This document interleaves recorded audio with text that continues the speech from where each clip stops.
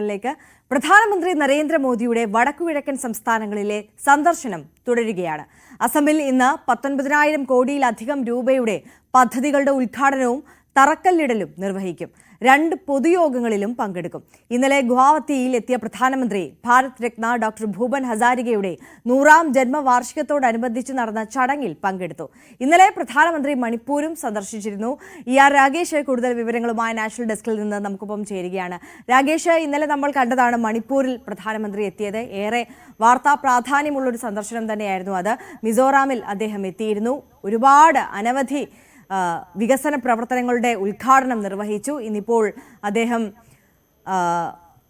മറ്റൊരു സംസ്ഥാനത്തേക്ക് എത്തിയിരിക്കുകയാണ്, അസമിലേക്ക് എത്തിയിരിക്കുകയാണ്. അവിടെയും വിവിധ പദ്ധതികളുടെ ഉദ്ഘാടനമുണ്ട്. വിശദാംശങ്ങൾ എങ്ങനെയാണ്? 5 സംസ്ഥാന പര്യടനത്തിലാണ് പ്രധാനമന്ത്രി നരേന്ദ്രമോദി. 2 സംസ്ഥാന പര്യടനങ്ങൾ ഇപ്പോൾ പൂർത്തിയായി. ഒന്ന് മിസോറാമിലായിരുന്നു, രണ്ടാമത് മണിപ്പൂരിലായിരുന്നു. മണിപ്പൂരിൽ 2 വർഷത്തിനും 4 മാസത്തിനും ശേഷമുള്ള പര്യടനം. ആ സന്ദർശനത്തിൽ കലാപം അവസാനിപ്പിക്കുന്നതുമായി ബന്ധപ്പെട്ട് രാഷ്ട്രീയ പ്രഖ്യാപനങ്ങൾ ഉണ്ടായില്ല. പക്ഷേ ചർച്ചയിലൂടെ മാത്രമേ സമാധാനം ഉണ്ടാവൂ, അത് ഉറപ്പിക്കാൻ കേന്ദ്രം പ്രതിജ്ഞാബദ്ധമാണെന്ന് പ്രധാനമന്ത്രി പറഞ്ഞു. അതിനുശേഷം ഇപ്പോൾ ഇന്ന് അസമിലാണ് പ്രധാനമന്ത്രിയുടെ പര്യടനം.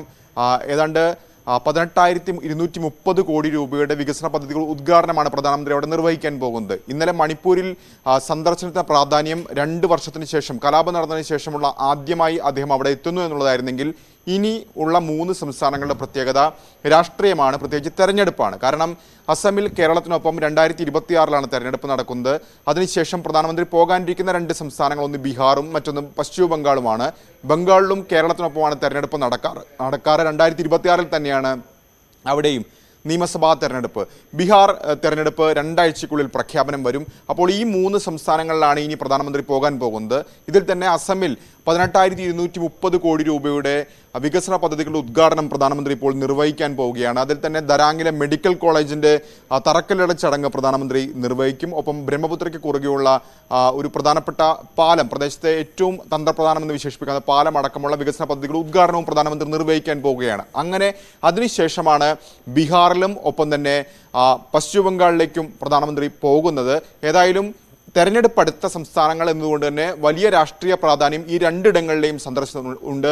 പ്രത്യേകിച്ച് ബീഹാറിൽ ഇത്തവണ ഇന്ത്യ സഖ്യം വലിയ പോരാട്ടം കാഴ്ചവെക്കുന്നു. അവിടെ ഒരു യാത്ര, അത് വലിയ വിജയമായി എന്ന വിലയിരുത്തൽ ഇന്ത്യ സഖ്യത്തിനുണ്ട്. ഈ ഒരു സാഹചര്യത്തിൽ തന്നെയാണ് പ്രധാനമന്ത്രിയുടെ ബീഹാർ സന്ദർശനത്തിനും ഏറെ പ്രാധാന്യം വരുന്നത്. തീർച്ചയായും രാകേഷാണ് വിവരങ്ങളുമായി നമുക്കൊപ്പം ചേർന്നത്. തുടരുക. മറ്റൊരു വാർത്തയുടെ വിശദാംശങ്ങൾ കൂടി